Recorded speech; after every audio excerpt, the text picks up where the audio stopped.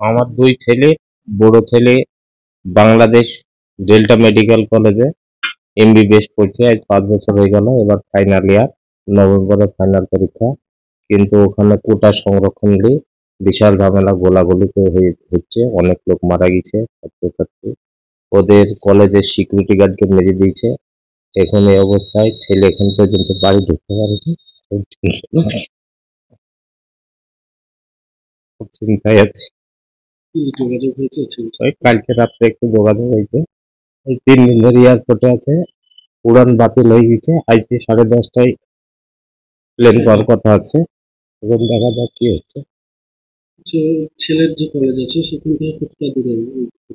ওই কলেজেও ঘটনা হয়েছে, ওদের সিকিউরিটি গার্ডকে কলেজ ভাঙচুর হয়েছে, ডেল্টা মেডিকেল কলেজ ভাঙচুর হয়েছে এবং ওদের সিকিউরিটি গার্ড মারা গেছে। ওদের যে হোস্টেল আছে ওখান থেকে 10 মিনিট রাস্তা।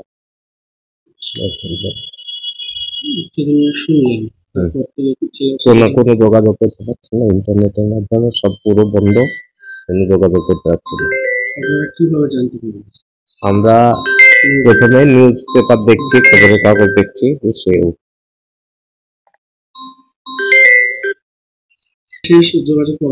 গতকালকে রাত্রে একটু হয়েছে, কিন্তু ফোনে কোনো যোগাযোগ হচ্ছে না, হয়তো চাপ ছাড়তে স্পষ্ট বোঝা যাচ্ছে না। ছেলে কি বলছে? ছেলে বলছে যে একটু নিরাপদে আছি, দেখা যাক কি হচ্ছে।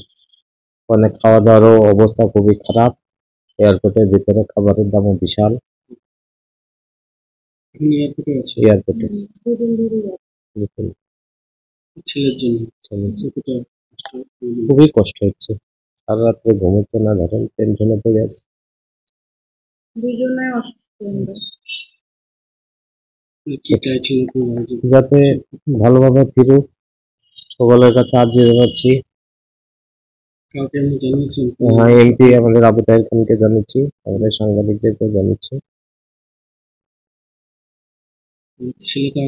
ফিরে আসুক, সেটা আল্লাহর কাছে।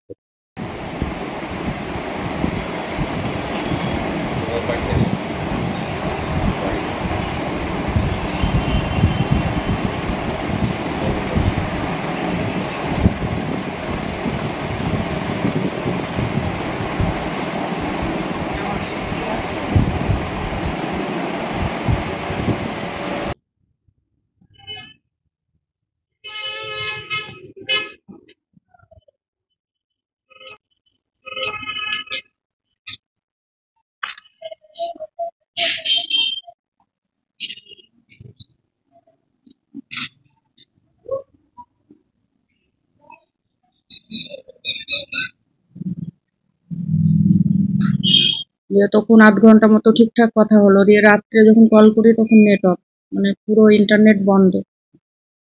তখন কোনোভাবে যোগাযোগ করতে পারছিলাম না, ভীষণ টেনশন, ঘুম নেই রাত্রে, খাওয়া দাওয়া নেই কারো। পরে ছোট ছেলে কিভাবে করলো তো ঠিক স্পষ্ট কথা বোঝা যাচ্ছে না, দু একটা এটা এটা এরকম। যে পরশুদিন মানে রাত 2-2:30টার মধ্যে ওদের কলেজ থেকে ওদের প্রিন্সিপাল এবং সেক্রেটারি স্যার মানে ব্যবস্থা করে দিয়েছিল গাড়ির, কিন্তু এতটাই রিস্ক ছিল যে সেই গাড়ি বাতিল হয়ে যায় এবং অ্যাম্বুলেন্স, ছেলে আবার অ্যাম্বুলেন্স ডাকে 6খানায়, অ্যাম্বুলেন্সে করে ওরা 60 জন মতো আসে এয়ারপোর্টে, পরশু থেকে এয়ারপোর্টে আছে। মানে যে টিকিট করেছিল আমাদের পরশুদিন সেটা ক্যান্সেল হয়ে গেছে, আবার কালকে নতুন করে আবার টিকিট করা হয়েছে।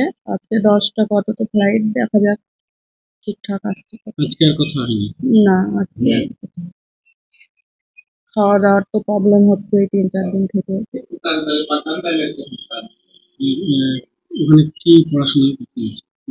এমবিবিএস ডেল্টা মেডিকেল কলেজ এবং ক্যান্সার হসপিটাল, ওদের কলেজেও ভাঙচুর হয়েছে। ফাইনাল ইয়ার, নভেম্বরে ফাইনাল পরীক্ষা।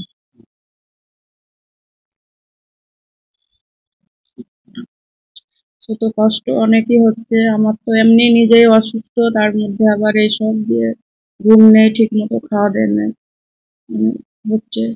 ছোট ছেলে বাড়িতে আছে, 3জনেরই একই পরিস্থিতি। হ্যাঁ,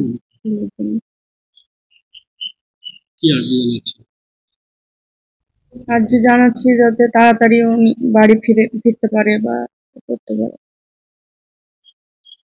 সেক্রেটারি হুম, মানে সিকিউরিটি, হুম। তারপরে কি অবস্থা, কিভাবে জানতে পারলেন? ওটা কলেজ হোস্টেল ওদের কাছাকাছি, ওরা মানে কলেজ সেদিন ছুটি ছিল, মানে বন্ধ ওই মানে এর জন্য, উম, ঝামেলাটার জন্য। তারপরে ছেলে জানালো যে মা আমাদের কলেজে এরকম হয়েছে আজকে, মানে যে যেগুলো মেন মেন ওদের বড় কলেজ বা সাংবাদিকের জায়গা, জেলখানা, ওইগুলো সব আগুন ধরিয়ে দিয়ে দিয়েছে এবং বন্দীদের ছাড়িয়ে দিয়েছে। তারপরে অনেক জায়গায় স্টেশনে আগুন ধরিয়ে দিয়েছে, মানে অনেক পরিস্থিতি খারাপ। রাস্তায় বেরোলে গুলি মানে ফায়ারিং এর অর্ডার দিয়ে দিয়েছে মিলিটারি ম্যানদের নামে। বেরোতে পারছি না, ওরা লোকাল ভাবে এসেছে নিজের এতে রিস্ক নিয়ে। রিস্ক নিয়ে, মানে প্রথমে গার্ড দিব পুলিশ প্রোটেকশন, কিন্তু সেটা দেয়নি, ওরা নিজেরাই নিজেদের এ হয়ে জীবন হাতে করে। তাহলে ওখানে কারো সহযোগিতা পাইনি। না।